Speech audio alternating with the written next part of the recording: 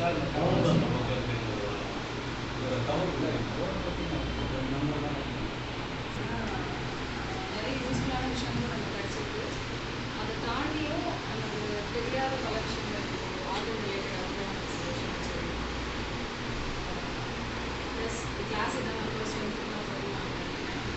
ஆனால் அதில் நிறைய விஷயங்கள் நம்மளால் உருவாக முடியும். மற்றவங்களுக்கு உள்ள கொடுத்து அந்த இதயத்தை உள்ள கொண்டு வந்து சேர்க்குறாங்க ஒரு சப்போர்ட் சார் நம்ம கிளாஸில் இருக்குது. Thank you so much sir. என்ன சொல்லுங்கள், நான் என்ன அடுத்த தடவை அதை தெரிஞ்சுக்கிறதுக்கு ஒரு வாய்ப்பு இல்லைங்களா? நல்லா இருக்காமல்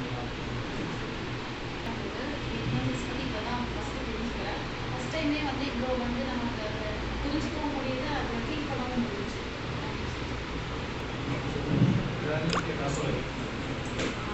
நிறைய லா ஆஃப் அட்ராக்ஷன்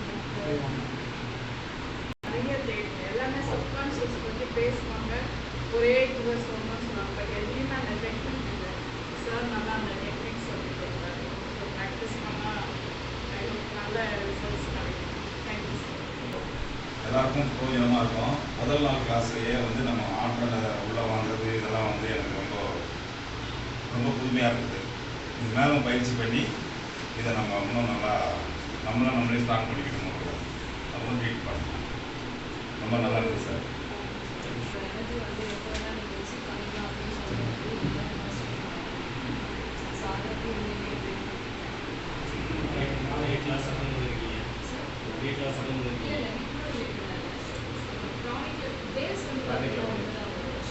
அதில் பார்க்கும்போது பார்த்தீங்கன்னா இப்போ மாஸ்டரோட எனர்ஜி கேட்டால் ரிசீவ் பண்ணிக்கலாம்.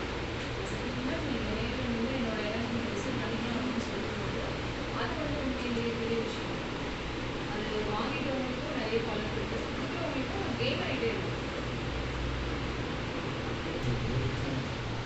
ஸ்பேஸ் மட்டும் நன்மை நல்லா கரெக்ட். ஆக்சுவலி என்னன்னா முன்பதிவு பண்ணோம்னா நம்ம எத்தனை பேர் வராங்கன்னு தெரியும். அப்போ அதுக்கேற்ற மாதிரி இடம் நம்ம செலக்ட் பண்ணிடலாம். இது அப்படி இல்லை, ஃபோன் பண்ணி கேட்பாங்க, சார் நீங்கள் எங்கள் நேரில் வந்துடுங்க. அப்போ இவ்வளோ கூட்டம் வரும் நாங்கள் எதிர்பார்க்கணும். அதிகபட்சம் ஒரு 10 பேர் அப்படின்னா 10 பேருக்கு இந்த பிளேஸ் போதும்னு நான் நினச்சேன். ஸோ இது இவ்வளோ அப்படின்னு தெரிஞ்சால் நம்ம வேறு இடம் பார்த்துருக்கோம். இது தெரியாமல் நடந்த ஒரு விஷயம். ஏன்னா நம்ம முன்பதிவு அப்படின்னா நம்ம என்ன பண்ணியிருக்கோம்னா ஒரு கன்ஃபர்மேஷன் நமக்கு இருக்கும்.